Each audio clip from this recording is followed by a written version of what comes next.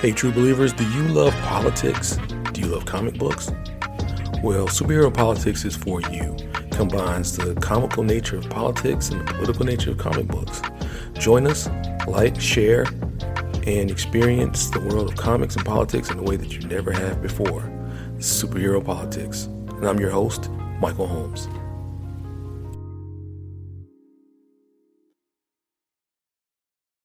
Welcome back, true believers, and here we are back for season 2. It's been a little bit of a hiatus. We took a couple months off just to kind of recharge ourselves and head into the Fortress of Solitude to kind of regroup and try to, just to kind of get ourselves back together and refocus for the season. And there was some other stuff I got to handle. So for those of you who are just joining us, new subscribers, welcome. We love you. Thank you for joining us and joining our league, as I like to call us. Some pretty good things happening just to kind of catch you guys up. We ended up, and I still can't, wrap my head around it. We ended up on a list of the top 50 podcasts, political podcasts on the planet. Superhero Politics, your humble Superhero Politics podcast ended up on a named as one of the top political podcasts in the world, and that's exciting. And that just gave me some new energy to jump back into this and come back strong for this season 2. But everything else in the world is moving along. I mean, COVID cases, we still mourn the loss of life that we suffer from COVID. I mean, we, are forever changed. Our reality is forever changed because of COVID. But we seem to be normalizing a little bit. I mean, COVID cases are down, hospitalizations are down, vaccinations are up. The economy seems to be, roaring back. Baseball stadiums are full, NBA playoffs are going on, and the stadium, the arenas are packed, and we seem to be kind of reclaiming our reality. And that's when I thought about that, the first episode back for season 2, I thought about what COVID did to our reality. The reality that we've always known. We've always been able to get up and go anywhere that we wanted to, been able to do anything, jump on a plane, go anywhere, just have fun, be outside, hang out with our friends and family. And COVID changed that. COVID reset the reality that we've always known. It essentially warped the reality that we've always known. And the reason why I wanted to do this episode, and the first one, is because we have in comics, and we'll start there before we move on to the politics side of it, some of the most powerful beings in all of comics, whether it be DC, Wildstorm, Image, Marvel, are always the reality warpers. They're always the ones that can reshape reality as we know it on a subatomic or micro scale. Like, they can change every single aspect of reality. They can take the things that you see and hear that you know for a fact and twist them into something that you can't even imagine. You've got folks like Mrs. Piddleick on the DC side. You've got Mad Jim Jasper. You've got on the Marvel side, you've got so many different folks. You've got the Phoenix Force, you've got Franklin Richards, you've got Dr. Manhattan. You've got so many different people in characters that their entire being is changing reality. The Death Metal series in DC, the Batman Who Laughs, acquired the powers of Dr. Manhattan, the World Forger, Perpetua, all these different characters that shaped multiverses. They changed everything that we knew. We set our reality based on what they felt was the best reality and the reality that they wanted everyone to live in. And you see some of these characters with incredible powers, Molecule Man, just being able to deconstruct what we live, how we live, and put it back together based on their own desires. Now, these characters are always incredibly powerful. They're always, some of them saying, well, we want to make a better world and we have the power to do it, so why not change it for the better? And sometimes those dreams always get kind of corrupted, because what they say about power is power corrupts, but absolute power corrupts absolutely. And when you have absolute power, when you have the ability to change the very reality that people live in, how does that affect someone? At what point do you stop taking into account what's good for that person and self-determination for that person or those people or that world or that universe or that galaxy, and you start thinking just because you have the power, you get to make the decision? Why not? Why not, if I have the power, why not me decide what's best for you? And I know that's kind of a broad statement for us to tackle when we talk about, the reality warp, is because, to be honest with you, I didn't want to spend a whole lot of time on the comic book side. I just wanted to kind of introduce and to kind of parlay this over to what we're seeing right now in politics. Right now, we have individuals in our society that are actively trying to rewrite reality. The reality that we all saw and watched and heard, they're trying to tell us that these things did not happen. Also, we have individuals in our society that are trying to essentially blot out and rewrite America's history because it does not paint them in a favorable light. They're essentially trying to warp our reality. And they're not only doing it through our media, but they're also doing it through our policy. Recently, we just signed into law, or President Joe Biden just signed into law, making Juneteenth a national holiday. Now, for those of you who don't know, Juneteenth is the date when the last slaves received word of the Emancipation Proclamation, and they were freed from bondage. Now, history will say that the word didn't spread out to Texas fast enough to be able to, to have these slaves freed at the same time. That's not necessarily true. The word was out. They knew about it, but some of these slaves were still being forcibly held and kept in the dark about the passage of the Emancipation Proclamation. Now, that brings us, the signing of the creation and the ratification of the Juneteenth federal holiday, brings us into the debate of the day, which is critical race theory. Now, we're not going to get all the way into critical race theory because it's a very in-depth topic, but what we want to do in the scope of this particular episode is talk about why critical race theory has been such a hot topic. So, critical race theory basically is the study of the effects of systemic racism on people of color in this country over the history. Specifically focused on black people, and this was all stemming from the 1619 project that was a year or so ago, that talked about how the formation of slavery in the United States and its long-term systemic effects and the ripples from slavery, the Civil War, and subsequently the abolition of slavery, and what happened after that. And so when we talk about some of these things,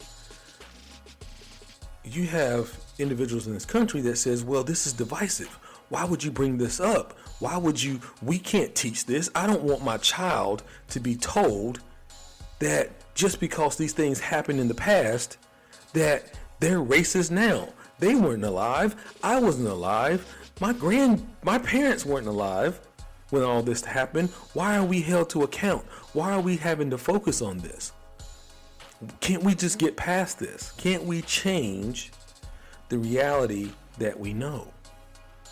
Or, better yet, why don't we change and redact or reconstruct some of these events so that they don't necessarily paint white people in a negative light? So they essentially want to shift and change reality and whitewash our history. So when we're moving from the comics to Congress, when we talk about power and politics, when we talk about reality warpers and reality shapers, this is what we're talking about. So on one side, you have entities like Fox News who will misinterpret and misappropriate what critical race theory is and propagandize against it. It's not designed to make white people feel like they're all racist. But when we talk about systemic issues in this country, when we talk about issues of policy, when we talk about issues of poverty and disproportionate effects on communities of color, you got to go back to the root. You got to go back to the origin of how these things got here. Critical race theory is an examination of systemic racism and its effects on policy, economics, social mobility, entrepreneurism, all the things that white Americans say that African Americans and people of color need to do to rise up out of these problems. Well, guess what happens along the way? We did those things. We just celebrated, or we just memorialized Tulsa, Oklahoma, better known as Black Wall Street. Tulsa, Oklahoma was one of the many hubs of black affluence in this country. There were black doctors and black businessmen. There were architects and attorneys. And they did these things independent of white capitalism. White people said, no, we're not going to allow you into our businesses. No, we're not going to lend you capital to get started. No, we're not going to support your businesses with our white dollars. You go over there and build it on your own. And so we did. And that wasn't the only place. Maroon towns, Wilmington, Wilmington, North Carolina, Durham, North Carolina, my home state. And each and every time that this happened, it ended in massacres and violence of black people. Burke's Beach in California, land stolen right from under the African American owners of that land, and then turned around and sold for $75 million. The generational wealth that should have gone to that family wiped out. But we bury that history. We warp the reality of what that history is, while at the same time condemning communities of color for not rising above the issues that plague our communities. Well, if you just work harder, well, every time we worked harder, you've destroyed what we built, or you've taken what we built. You've appropriated what we built. You've stolen our intellectual property. And then you've sold it back to us like you created it. You've changed the reality that we all knew to make yourselves the heroes and us the villains. We see it everywhere right now, even on social media, even on something like TikTok. We see the divide where black creators will choreograph, will create content. More famous, more followed white content creators will simply copy it and go on to great fame, not crediting the creators. The reality of it is that these people are celebrated while the actual creators are washed away because of the power of those who can warp reality, because they have the mechanisms behind them. They have a pliant media. They have an expectant population that still refuses to realize the contributions of minorities and people of color in this country. So to some extent, we're still warping reality. We're still changing reality as we live it. You know, I just watched the first 2 episodes of Loki, and each time, I don't want to spoil too much, but it has a lot to do with time streams and multiverses and variants and different versions of Loki. And this is what we're doing every time we refuse to teach critical thought or an accurate account of our history. We're creating divergent timelines, splintering series of thought, and we're not arriving at where we should arrive. So when you want to talk about how do we solve the problems in society, how do we get past generational poverty, how do we get past generational racism, how do we get past all these things? Well, it starts with teaching an accurate account of the history of this country. Stop changing reality, stop changing our past, stop corrupting the time stream with these variant histories. That's how we get past these problems. But only if we want to. Only if we want to get past the problems. But if we want to maintain a system of superiority for those who are in power, then what do? You deny proper education. You deny proper history being taught. You reshape the present and the future by eliminating the past. This is how we're reshaping realities. This is how realities are being reshaped. Now, obviously, we're out here and there are a lot of people, and I'll do it right here, that are pushing back against this because we know that this is an unsustainable path that we're on. So many different divergent timelines and paths coming together. What you're going to have is this cataclysmic state where we blow up in this country because they say those who don't know their history are doomed to repeat it. And we're on the pathway to right now because we're so divided. Why? Because nobody knows what fact is. When we argue fact in this country, we are not in a stable reality. When we can't agree that 2 + 2 is 4, when we can't agree that up is up and down is down,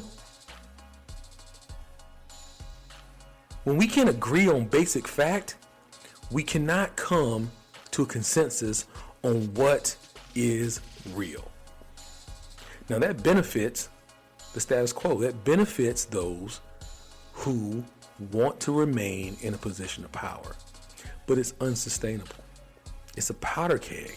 It's a neutron bomb that can destroy all of our reality. Why? Because eventually you're going to have classes of people, groups of people in this country who are going to decide that the reality that they live in is the correct one, and you're going to have groups of people who are saying, no, this is the real reality, and this is the one that we have to initiate in this country. And you're going to have this clash. You're going to have this civil culture war that may ultimately bleed into an actual war. We've seen it. We've seen glimpse of it. January 6th, 2021.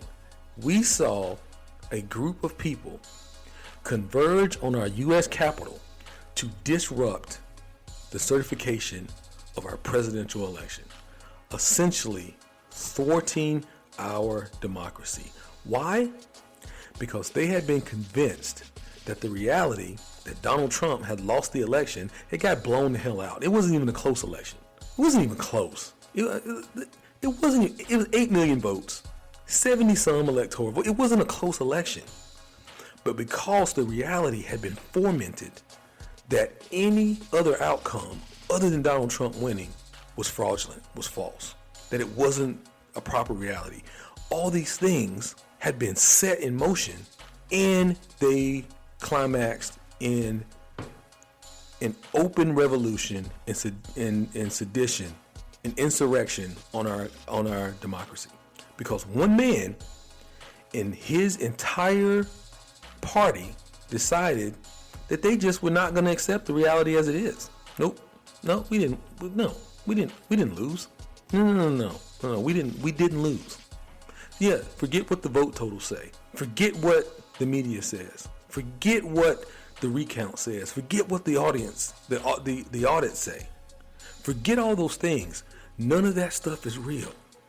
Your reality, MAGA folks, white conservatives, white conservative evangelicals, your reality is what I, Donald Trump, tell you it is. You know, it reminds me of Thanos in Endgame when he gets the reality stone. He says, "Now, reality is whatever I make it." That was my Thanos voice. I thought it was pretty good. And that's essentially what Donald Trump decided to do. He decided that he didn't like the reality as it was constituted, as it folded out. So he just decided he was going to accept it. And he decided that he was going to change it. And alongside him were 147 members of Congress, 15 or 20 senators, an entire news network, three of them, One American Network, Newsmax, Fox News, 3 networks that are tasked with bringing you reality, reporting the news and events of the world as they take place so that you are informed. They decided that what actually happened was not what they were going to tell you. And because we get our reality from them, because we consume our reality from the news that is produced, millions and millions and millions of people in this country bought into the fact that this man did not win the election. They bought into the fact that even though he lost the election, that he refused to acknowledge that he did. They bought into the idea that the election was fraudulent. They bought into the idea that the election was stolen, that there was some nefarious, massive undertaking, global undertaking to steal the election from Donald Trump and the Republican Party. Now, this is where the reality gets a little screwy. And this is where the timelines get all twisted up, like Barry Allen is going back and we're in Flashpoint. They subsequently want you to believe that Democrats decided that they were going to steal the election, but just from Donald Trump. Republicans did pretty well in the election. Took back 15 seats in the House. They kept a lot of state legislatures. And what they're doing right now is they're changing reality at the state level. They did pretty good. Now, here's where it gets a little trippy. Because those same Republicans who are telling you that the election was fraudulent also want you to believe that the ballots, same ballots that Donald Trump was on and Joe Biden was on, that they were on, that those ballots are good. Oh yeah, I won my race, but the race was stolen from Donald Trump. No, my race was good. Don't believe that. That part of the ballot is okay. It's just the top part that's fraudulent. They want you to believe that.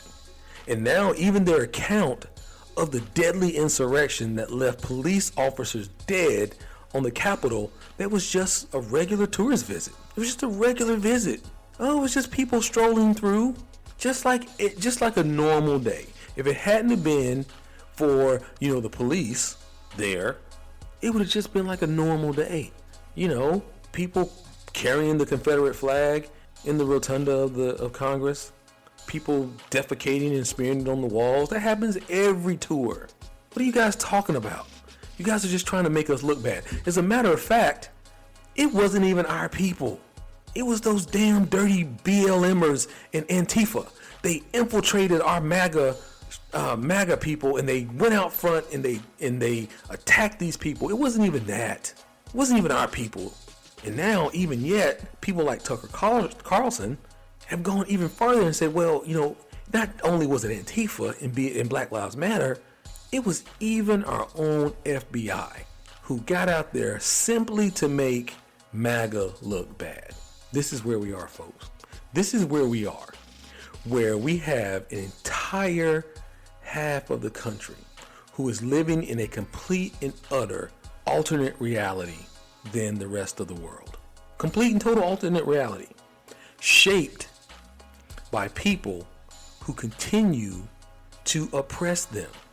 Now, during the pandemic, we had to take some extraordinary measures to get ourselves back to some semblance of normalcy. Trillions of dollars had to be spent, bailouts, all kinds of things had to happen. And largely in part, they worked. Now we're having a debate because people have decided that they're going to take control of their lives, that they're no longer going to work under the conditions that put us into this economic crash, and also that put these people's lives at risk. They're reassessing their personal reality, and they're not rushing back to work. What they're doing is they're resetting their reality to give themselves a better quality of life. But what are we hearing on the other side? That the extraordinary measures that we took that now has our economy white hot, oh, that's why people don't want to go back to work. No, what the reality is, people are not going back to work because they're tired of working 45, 50, 60, 80 hours a week and not making a living wage. Now imagine this. Imagine where a country where we say that we have the best freedoms, the best quality of life, and our biggest flex is how hard we work. We're one of these societies that says work smart and not hard. Well, is working 80 hours a week or 100 hours a week, is that smart or hard? Where I come from, that's not smart, that's hard. And what the pandemic did was it put reality into focus for a lot of people. Because what these people saw was the mental toll that it took on their kids, the emotional toll that it took on families who lost loved ones. And they decided that this is not the reality that they wanted to live. And what that did was that upset the reality of some elites who had been using propaganda to force people into a lot of conditions that they didn't really want to work in. We are in the midst of what I believe is the largest organic labor strike in the history of the world. It has nothing to do with extended benefits. This has nothing to do with expanded benefits and unemployment. It has to do with people reassessing the reality that's best for them, and they're making another choice. But that is the fear of these reality warpers out here, that we're going to wake up, and realize that we have been tricked into an alternate reality, an alternate timeline, and that we're going to reset it. And that's a fear. And you see so many of these differences playing out, and you see the struggle that these reality warpers are having to maintain this fracture. It's starting to fracture, because now what you're seeing is Democrats on Capitol Hill say, well, we need to investigate what happened on January 6th. And then you have the Republicans saying, no, we don't need to do that. That's divisive. Let's move on. Even though they investigated Benghazi until last week sometime, even though that happened in 2012. But the reality of that is the kind of fractured reality of that is they're trying to make the case that it wasn't their supporters, that it wasn't their voters, that it was BLM, Black Lives Matter, and Antifa, and the FBI, and everybody but them who actually committed these acts of treason. Now, let me ask you something. If you knew that all of these organizations that you are viscerally against committed these crimes, would you not be so, just kind of geeked to investigate that, to prove it? Wouldn't that be the top priority that you have, is to prove yourself? Of course it would. But that's not what is happening. They're trying to warp reality to where they can actually say with plausible deniability that no, it wasn't us, it wasn't our people, even though all you saw out there were Trump flags and MAGA hats, that no, that's a false flag. That's not real. Ignore the people behind the curtain. Ignore those folks. Those are not the folks that were committing the crimes. They were just standing out there. Who was actually committing the crime was your side. Your side was actually the ones doing it to make us look bad. Folks, that's the reality that we are trying to shape. So between the fact that we're purposely squashing American history because a group of people in this country don't want to have their feelings hurt, the fact that we're actively right now suppressing the votes and the ability to participate in our democratic process because you're afraid you can't win an election. Right now, because we're actively whitewashing the most seditious act of treason that's happened on our American soil since the Civil War, since the Confederacy. We're actively doing that. Conservatives are actively doing that in this country. They're trying to rewrite reality as we know it. The reality that we see, the reality that we watch, the reality that we heard, the reality that we feel every day, they're trying to rewrite it right before our eyes. And this is why, in comic book history, those who can warp reality are always the most dangerous characters in all of comic books. And we right now live in a society where reality warpers are among us. And if we're not vigilant, and if we don't stay awake, and if we don't actively push the truth, they will ultimately change reality to suit them. And we will go right back to some of the worst moments in our American history. We will repeat these things. We will repeat the divisiveness of Jim Crow. We will repeat the internments. We're already seeing some of these things now. We're just on the precipice of having massacres, riots, simply because we don't know what's real. And those who control information are not giving us reality because it's not going to keep them in power. Unfortunately, we are in a situation where if we don't watch the news, we're uninformed, but if we watch the news, we're misinformed. Credit that to Denzel Washington. Folks, we've got to get out of these bubbles. I know COVID has made us feel like we're trapped. I know COVID has made us feel like we are, living in some dystopian future, but we've got to get out of these bubbles. We've got to get out, and we've got to make sure that we don't lose our tenuous grasp on reality, because we'll repeat the atrocities of our history. We've seen kids, refugees, those who come here seeking asylum and a better life, the tired, the poor, the huddled masses yearning to breathe free, and they come and they end up in cages. We've seen those who are tasked to protect and serve gun down black people in the streets and then escape justice by a justice system that is not occupied by our peers. We've seen our tax dollars being taken and given to corporations who buy back their own stocks, and then when it comes time for them to rally behind their workers in the midst of a pandemic, they lay them off. And then ask them to volunteer for free in lieu of paying them a living wage. Companies who make record profits throughout the pandemic raise prices on their items because the demand for workers and to have better wages goes up. They've taken our tax dollars. They've paid out millions and millions of dollars in bonuses, and yet they refuse to pay the people who generate this economic engine a means to take care of their families. And then not only that, when people refuse to work under these conditions, Society tells those people that they're the lazy ones, that they're the selfish ones, that they're the ones who are unpatriotic because they refuse to work themselves into a ground 80, 90 hours a week away from their families and still can't make ends meet. This is not a proper reality that we live in. And we have to continue to fight to make sure that we don't lose ground in this fight for our future.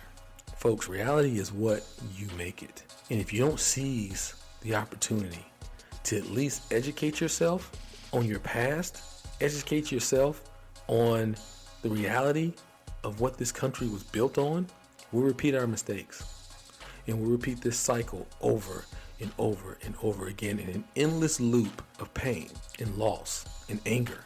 We've got to expose the reality warpers in our society and look no further than Capitol Hill. Look no further than your news networks.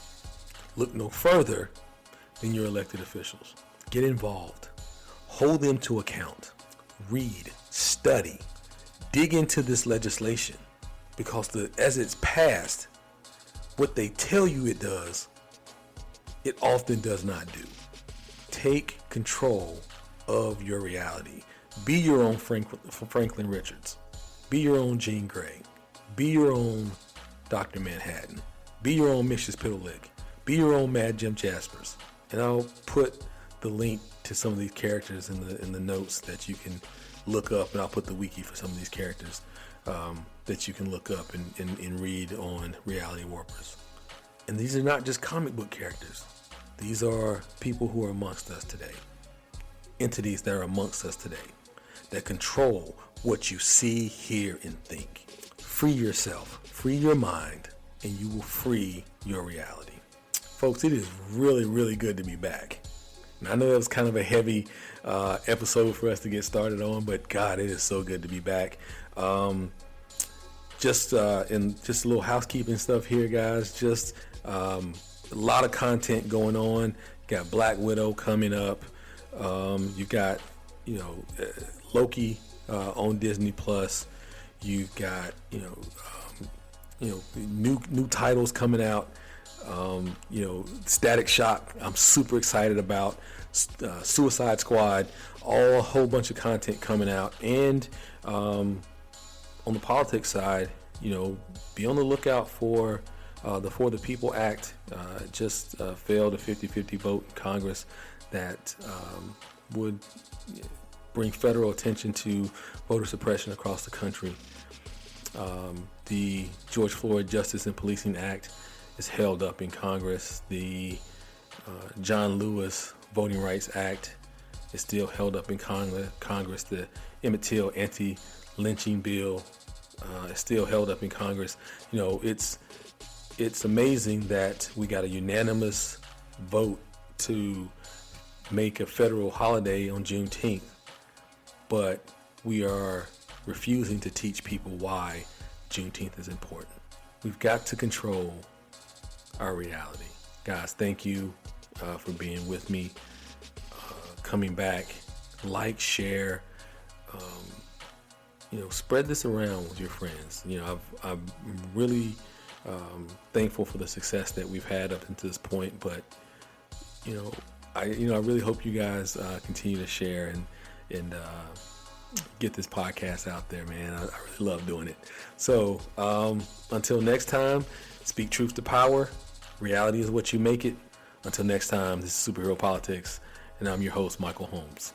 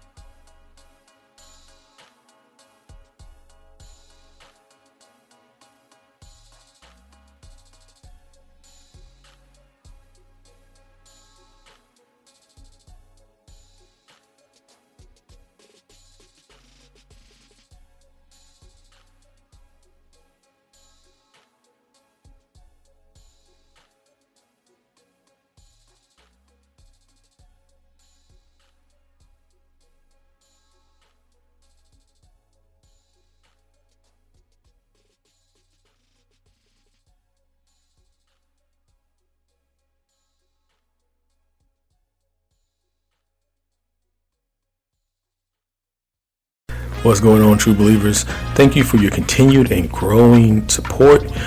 If you're enjoying the content that we're producing here on Superhero Politics, I ask that you subscribe anywhere that you can find podcasts. That means iTunes, Apple Podcasts, Spotify, Stitcher.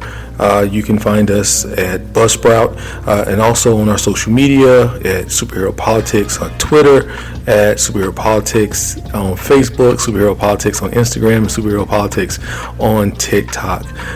Like, share, join us, and if you would have any topics that you would like to share or just questions that you would like to ask me, you can send your emails to superheropolitics@gmail.com, and we'll do an episode where we answer your questions. Thank you for your continued support, and remember, always speak truth to power.